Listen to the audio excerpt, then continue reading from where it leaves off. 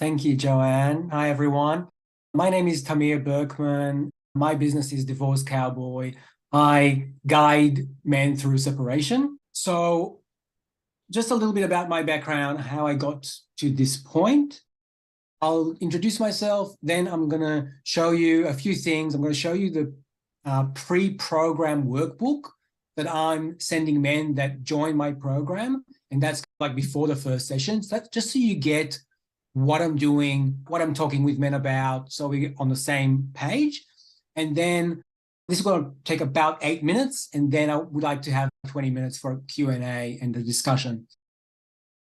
4 years ago, I got separated. It was the biggest challenge in my life. I was in total denial, shock, shame, anger, fear, all of the above. And I was totally lost because there is no roadmap, there's no program. There wasn't like, oh, you need to do this. There wasn't like, here you go.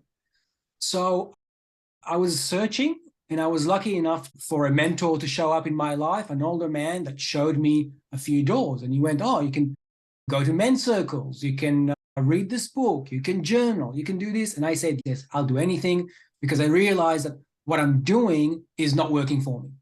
So I need to change. I need to learn new things. I don't know what I don't know. So that started my self-development journey. I've done men's circles for years. I've done equine therapy as a client. I had a psychologist. I had a counselor. I had numerous coaches and mentors. And sometime along the way, about 2 years after I started, I went, wow, I really love this. I love working with men. I love holding space. I love being of service. Can I do this professionally? I don't know. Like, what will it look like? So I started looking. Decided to start studying counseling. So I'm going to finish my diploma in the next few months. I'm also completing my qualification in equine facilitated learning, which will then, when I'm a therapist, will become equine therapy, and created a program for men to go through. So what I'm doing now, it's either I'm doing the Zoom program or the Zoom one-on-one sessions. And I also got horsepower sessions, and that's coaching with horses, so to speak. I'll just share with you my screen so we can see just the pre-program workbook. And this is really like what the men get before the first session. So really like the first thing they need to know before we start. Okay, so I see separation as an emotional challenge. Of course, it's financial. Of course, it's other things. But I think when the emotional is ticked and everybody is okay emotionally, then the other stuff takes care of itself. Men were bred out of their emotions or taught out of their emotions, right? Every man, when they were born, they had emotions. And if you ask a 3-year-old boy what they're feeling, they're just going to let you know. It's very clear to them. But somewhere along the way, we're taught that vulnerability equals weakness. Emotions are negative. Don't go there. This is not a place for you. So I actually don't have any tools and techniques. I don't have a safe space to do it. And I don't have a safe person to do it with. I cannot access my emotional superpowers. So what happens, I've got untapped superpowers. And that's what I want to show men. I want to show men how to access these and how to work their emotions to actually tap these superpowers, right? Because emotions are guides, etc. Great. I'm talking about 3 main pain points of separation. Right? So first of all is the emotional roller coaster. When my feelings are taking me for a ride, when I don't know how to identify my feelings and how to work with my feelings and be the boss of my feelings, of course they're going to take me for a ride. Of course they're going to be the boss of me. Of course I'm going to act based on sadness or anger or fear or whatever it is. And I'm not going to be even aware that I'm doing that. Right? So that's the first thing. So I had all the emotions going all at once. I didn't even know where to start. Then there is the drama triangle, the drain of drama, whatever we want to call it. I'm a victim. Someone else is to blame. Either it's society or the courts or the lawyers or my partner or whatever it is. So I'm in a victimhood spot and I can't get out of it because I'm not responsible for my life. How am I getting out of that? And the third one is the identity crisis. This is something that I found out with myself. Well, I found all of them by myself, but this one really surprised me that I lost all my identity because I was a husband. I had the hat of a provider. I had the hat of a dad, right? A full-time dad, 24/7. Suddenly, I lost all of it, like in one go, disappeared. Then who the hell am I? If I'm a dad only 50% of the time, am I still a dad when my daughter is not there? I don't know. I needed to sit with that identity crisis and figure it out. And that's really hard for anyone, not just men, but I'm talking about men because that's what I do. And I'm talking about it today. Okay. I'm also talking with men about the grief cycle. We know this is the stat, 70% or more of separation are initiated by women. That's fair enough. No blame there. That's just a stat. But this is what it means. She thought about it for months or years. Now she wants it done. You're in shock and disbelief, right? This is like the scenario that we see a lot of. And this is because of the grief cycle, right? So when we put this like this and we say, hey, look, this is where she is. This is where I am at. And it can be the opposite if the situation is reversed. Then, of course, we see a lot of angry men because that's where they are in the grieving cycle. The women in this case are already in acceptance. They want just to get out and get on with their lives, exploring options, new plans in place, right? Moving on. The man is just getting out of denial and he's still in anger. And maybe he's about to go to bargaining. So just this can make me answer the question, can I see where my ex is at? Does this explain things about their behavior? Yeah. This is what we would like to do. We'd like to get, what I like to do with my clients, get to that emotional balance, because I know that you can't get rational and make rational decisions about the rest of your life and your kid's life when you're in fight or flight. So let's get you both emotionally balanced so you can decide together what's going to happen for the rest of your life for you and your children. And it can be the opposite, right? So if actually the man initiated, then it's the same thing. It's the same grief cycle. And for men that initiated the separation, I'm telling them, hey, look, just think about her. Where is she in the grief cycle? She's in anger. Of course she is. That's the thing. That's the model, right? That's pretty much about it. I'm talking about also how to upgrade your system, how I'm doing it, which is pretty much like a personal trainer. So even when I'm a counselor in a few months, I like to position myself as a personal trainer for the emotional heavy lifting. So talking a lot about with language that men understand, and like you're going to a gym to practice your muscles, your physical body. This is what we're doing here, buddy. We're in a boot camp for your emotional stuff. And my job is to teach you tools and techniques. My job is to spot you while you're building that muscle and building these habits and gaining that skill. So this is what it's going to look like, 1 hour on Zoom. We work with a workbook. You can email, text me your homework and assignments. You have accountability. And that's like the results that you're going to get: awareness, clarity, direction. And my role, I want it to be over after 7 weeks. I don't want to work with a man for 2 years. That means that one of us is not doing that.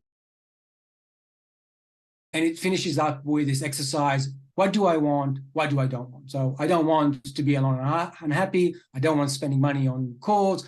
I don't want to fight every time I pick up the kids. And what I do want, I do want to be a great dad. I do want an amicable separation. I do want to someday find another person, stuff like that. And that's pretty much it. I hope I was on time. I'm gonna stop this now. Stop the share. Awesome. And yeah, really opening up the floor for any discussion, questions, etc.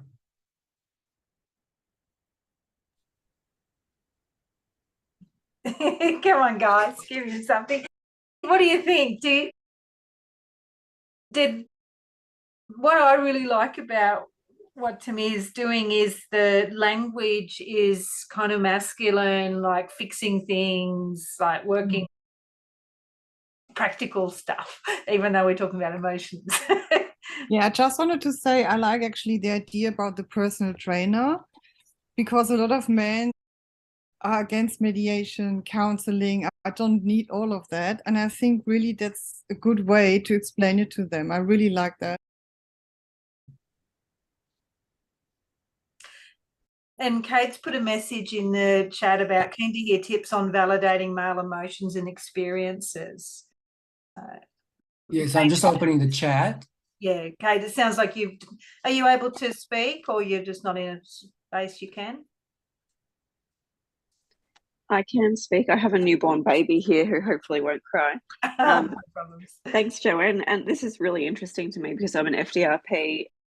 I think that I am quite validating of men's emotions, but I'm always conscious that I'm a female practitioner, and I'm keen to hear some tips on language that could be triggering for men through your own experience, Tamir. That's a really cool question. Thank you. I think that men are so out of touch with their emotions that sometimes even mentioning an emotions can trigger, right? Oh, you seem a little bit angry. That can trigger me, especially if I am angry, right? Because if I'm not aware of this and I don't know how to do it, then I don't have any other way of working with it or explaining myself, getting there. So I think the validating is important, but it needs, to be in a way that a man without this awareness will understand. The way that I'll do it is just by, probably just listening and go, I hear you. You are heard, you are seen. I hear that you're angry, or I hear your anger, or I hear your frustration. I hear that this is really challenging for you. So meeting them where they are. Does that make sense? It does, yeah. I think a follow-up question. I've had some mediations where, despite having undertaken very thorough intake sessions, Joanne knows that I do really thorough intake sessions, men will still come along to a mediation and want to be talking about reconciliation with their partner, which comes up from time to time. Joanne, I'm sure you've experienced this too. And you've already had the conversation. Mediation's not relationship counselling. You've been through all of that with people. And yet that, as you say, that denial, bargaining and grief cycle just keeps coming up. And it's tricky because you thought you were really clear and on the same page with people, and you don't want to be dismissive about it, but you have to be because you're in a mediation now and you're actually mediating a final solution. Yeah. Any tips on how to help people even observe where they're at in the cycle, Tamir? Yeah, so I think men, and I'm categorizing here, right? I'm generalizing, not everyone, but I know about me and I know that other men are really learning better with visuals and with action, doing things, right? For example, I will show them the grief cycle and go, okay, so where do you think you are? Oh, where do you think she is? Well, you're not in the same place. Yeah. He wants to get it done. You're here. And this is the situation, right? That's reality. Now what? Now what's the next step? Because you can't go back. Because that's not real.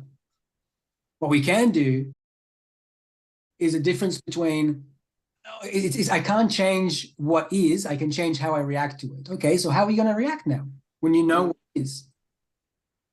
And because I did it, because maybe when I placed the male and female little icons or whatever it is, if I did a little action, I actually kind of, okay, yeah, that's the situation.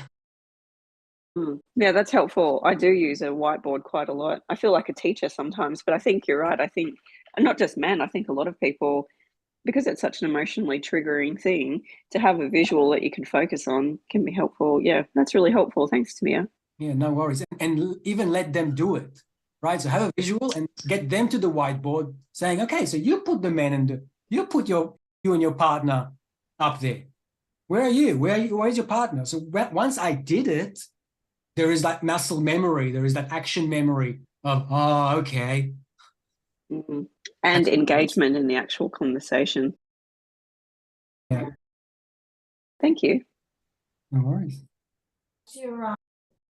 Your graphic of the seesaw showing the emotional balance And I think that grief cycle, and by doing that exercise that you've just talked about with Kate, I can see how that leads to that graphic and that visual. I think is just really good for men in particular who struggle at times with self-awareness, particularly emotional awareness. And I think that really helps people to actually see it and go, yeah, okay, we really do need to be at that place. We need to be at that place to be able to move forward together for our children or for our future, or to just get out of this spot. Yeah. Yeah, thank you. It's those visual that actually have some sort of an action in it, I think, that really makes sense for men. Yeah. Yeah, good one. On that slide that you had with the 3 pain points, Yep.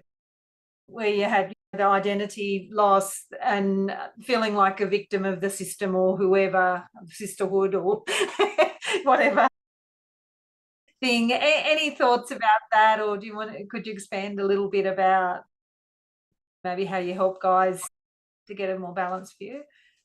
Yeah, sure. So with the blaming situation, I work a lot with the drama triangle. Again, getting the man to go from story to what's underneath the story. So a lot of men will come in with a story. Hey, she said, I said, she did, I did, then she said, then I did, all of that. And when that's what they know, that's what they're going to stick with. Yeah. That's it. And they don't have the ability to actually go, okay, that's the story. Great. Now let's go deeper. Okay, let's unpack the story. What really happened there? Okay, so let's break it to maybe, I don't know what, 3 parts. Okay, the story begins. How the story begins, even before you talk to her, what did you do? How did you feel before you were talking to your ex-partner? Okay, what can you do differently before you talk to your ex-partner? Oh, okay, I can relax myself. I can make sure that I've done a few things. I can do something that I enjoy. I don't know. But getting them to actually get from the story level where I'm a victim and it's very easy for me to get lost in the story, to the unpacking what really happened, emotions, thoughts, actions. How can I do something different? Can, right? Oh yeah, I can do this and that. Okay, great. Try it, see how it works. It's probably not going to be the same result. With the drama triangle, the same thing. Okay, so a story happened. Okay, can you put the drama triangle on it?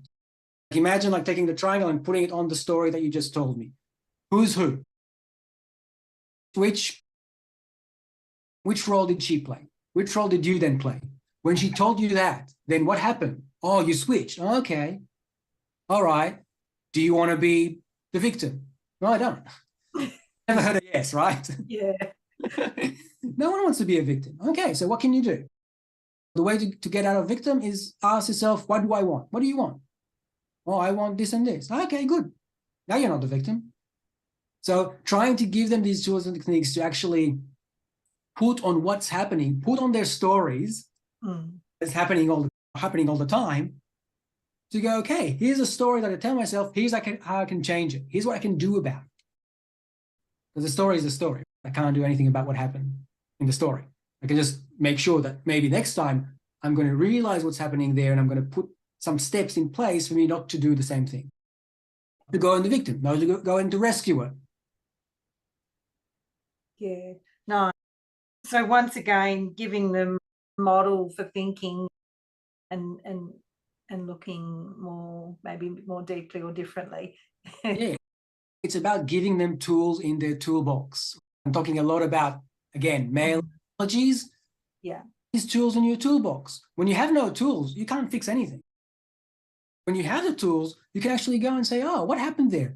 Should I use the drama triangle? Should I use a screwdriver to fix this? No, actually, a hammer will be better. Okay, so I'm going to use a different tool. Instead of hammering with a screwdriver, yeah. Yeah. Any other questions while we've got Tamir here with us? And I'm just opening the stage as well for questions about equine therapy. So that's something I started doing, not calling it equine therapy, I'm calling it horsepower sessions. But yeah, something really interesting is happening there. So I'm happy to chat about this as well. Is everyone familiar with equine therapy? Yeah. Right. So nice. Maybe if you could just give a little idea of what you do, I think it sounds awesome. Sure. It's very hard to explain what is happening in a session. And every time I try, people are just laughing or either think I'm crazy or whatever it is. So my spiel now is to say, look, I can't tell you, you just have to figure out by yourself. You have to just come and experience by yourself. But what I can tell you is this. This is a session that is happening outdoors with a horse, with a person. My role in this session is to be like the guide or facilitator or the translator of what is happening or what the horse is telling that person. What I get from the feedback that I get, the testimonials that I get, things like, this has exceeded all my expectations. This is exactly the lessons that I needed to learn today, right? Because the horse knows, the horse will deliver the lessons that the person needs every single time. I hear a lot about, I'm feeling empowered, I have clarity, I have direction, I feel more in control. So for example, after starting the first session being really having a bit of fear, right? 600 kilo animal there is a sense of, oh, at the end of the session, I actually walked that animal and he came with me and we walked around and I was the boss. Wow. What a sense of control. What a sense of empowerment. Huge. How did I do it? Oh, by doing this and this and that. So there is all that. And the thing that coming again and again is the sense of, wow, this is so different than being in a room with someone and talking, because it's a whole body experience. So I hear that they say, oh, I now got a story, I've got an experience to go back to and relive these lessons because I remember what the horse was doing and what I was doing at the time, so I can match it with a feeling, a lesson, a thought, and what I took out of it. So it's so good because I can go back and back again and can relive it and can retry it and can relearn it. That's what I hear a lot. And the lessons are all the time, it's what they need. And most of the time, it's going to be just like letting the horse do the work. So for example, the man will say, oh, I don't know why I'm here. I don't know what I want to talk about. Oh, I'll ask, oh, maybe what do you bring with you today? Or what's in you today? What's either your thoughts or your feelings? The only direction is be aware of thoughts and feelings and communicate them if you want. And then after a few minutes, it's going to be like, oh, and this happened and that happened. And then the horse will do something. So for example, one of the last sessions, the horse just came around and just bumped his head into the man a little bit. And I went, okay, this shows me something. So how are you practicing boundaries in your relationship? And then boom. Of course, no boundaries. I don't have any safe space. I don't know how to ask for my wants and needs. I don't know how to clearly explain my boundaries, blah, blah, blah, blah, all of that. So then also I can show with the horse, how do I practice boundaries physically with a horse, right? So for example, for me, how it looks like with the horse is just putting my elbow up. So if a horse comes to me and getting into my space and I don't want it, it was uninvited, all I'll do is I'll just raise my elbow. I'm not even going to look at the horse. It's not personal. It's just, hey, this is just my safe space, mate. I don't want you to come here. Thank you. And wow, that's, oh yeah, I can do that in relationship. I don't need to be angry or shout or anything. Just raise my elbow. Just go, no, this is my space. Thank you. I'm not feeling safe. Can you take a step back? Or can you stop shouting? Or I just need 1 minute to regain and go to my safe space and then I'll come back. Whatever it looks like in your relationship, we've just mimicked it or made an analogy with a horse. And that's where the real magic comes, right? That's a, oh, wow. And then I practice it with a horse. I can do it in my relationship. Okay, how will I do it? Okay, here's the way to do it. Well, No, that's great. That's good fun. And, again, practical. Again, giving guys a chance to do something rather than just listen or hear stuff that. absolutely. And you know what? It's even in the beginning, even before we started talking, it's just by being outside and sitting down, and in the first 15 minutes, they will probably, I'll offer them to brush the horse. So even that is just that meditative state of I'm doing something, now I can talk, and we're shoulder to shoulder, we're not face to face. Horse doesn't have any judgment because they're a horse. That. So it's just that, I think exactly, Joanne, it's that kind of like environment, safety by that physicality, by doing stuff, by moving around. Yeah. You're telling me one about it, guys, oh, the horse doesn't like me. Yeah, they don't know. They're just reacting to what you bring. So what do you bring? What do you have in you? Oh, yeah, actually, I've got this and that. Yeah. It's easier when a horse is around to get into that deep stuff.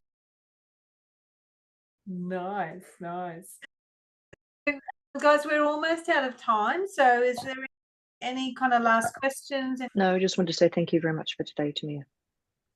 No worries. Thank you. Thank you. Appreciate you taking the time.